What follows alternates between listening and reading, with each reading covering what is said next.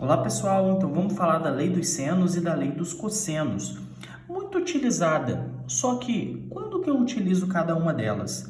Primeiramente, vamos lá, vamos analisar o que está acontecendo aqui. Eu tenho uma circunferência, certo? E eu tenho um triângulo inscrito nessa circunferência. Triângulo dentro da circunferência. Esse triângulo aqui, um ângulo A, oposto a ele o lado A, certo? Referente ao vértice A. Um lado B, oposto ao ângulo B, referente ao vértice B. E um lado C, certo? Um lado Czinho aqui, referente ao ângulo C do vértice C. E um raio de uma circunferência. O que diz a lei dos senos? Ela diz que o lado A dividido pelo seno de A, ou seja, olha só, o lado é sempre oposto ao ângulo. Então, lado com seno do ângulo oposto. A seno de A. Da mesma forma que B sobre seno de B. Da mesma forma que C sobre o seno de C é igual a 2 vezes o raio dessa circunferência. Professor, eu tenho que usar essas 4 coisas ao mesmo tempo? Não.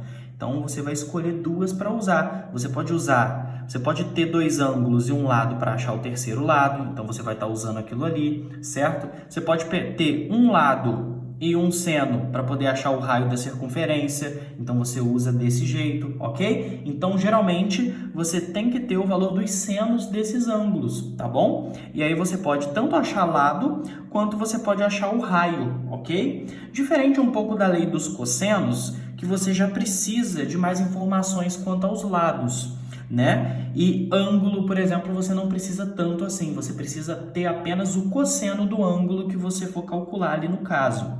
Então, por exemplo, de novo o nosso triângulo aqui, para eu encontrar o valor desse camarada aqui, do lado A, esse A aqui, oposto ao ângulo A, eu faço A ao quadrado, certo? Igual a B ao quadrado mais C ao quadrado, ou seja, o quadrado dos outros lados, menos 2 vezes o produto deles, no caso BC, vezes o cosseno do ângulo oposto. Quem é o ângulo oposto ao lado A aqui?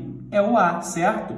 Cosseno de A, então. Ou você pode ver de uma outra perspectiva, que é entre B e C. Então, se eu estiver calculando o A, o ângulo, o cosseno tem que ser do entre B e C. Da mesma forma que se eu estiver calculando o B, eu vou fazer com A ao quadrado mais o C ao quadrado, menos 2 vezes o produto desses dois, que é AC, vezes o cosseno de quem? O cosseno de B, oposto ao A, oposto ao lado B aqui, ou, de uma outra perspectiva de novo, entre quem? Entre o A e o C. Entre o A e o C está o ângulo B.